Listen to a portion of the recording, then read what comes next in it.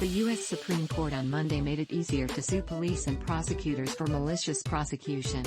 But the decision still leaves in place other barriers to such lawsuits. At the center of the ruling is a case of diaper rash. Yes, diaper rash.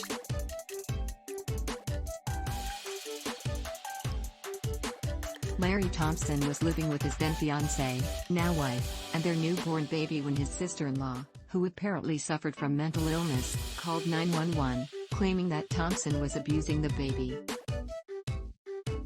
When EMT officers arrived, they were admitted to the apartment by the sister-in-law, but Thompson, unaware of her 911 call, told them they must have the wrong address. The EMT officers left, but returned to the apartment with 4 New York City police officers. This time Thompson answered the door and refused to admit them unless they had a search warrant. The police then threw Thompson on the floor and handcuffed him while the EMTs examined the baby. The only marks they found were diaper rash, but the baby was taken to the hospital where the diaper rash diagnosis was confirmed.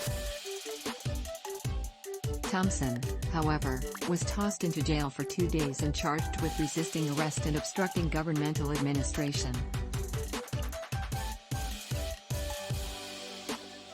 Prosecutors would eventually offer him a plea deal in which his record would eventually be wiped clean, but he refused, and prosecutors subsequently dropped all charges without any explanation.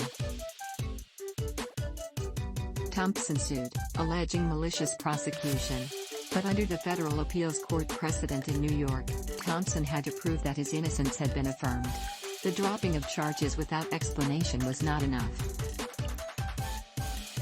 On Monday, the Supreme Court sided with Thompson in declaring that he did not have to show an affirmative indication of innocence. The vote was 6-3, with 3 conservative justices, Chief Justice John Roberts and Justices Brett Kavanaugh and Amy Coney Barrett, joining the court's 3 Lieber.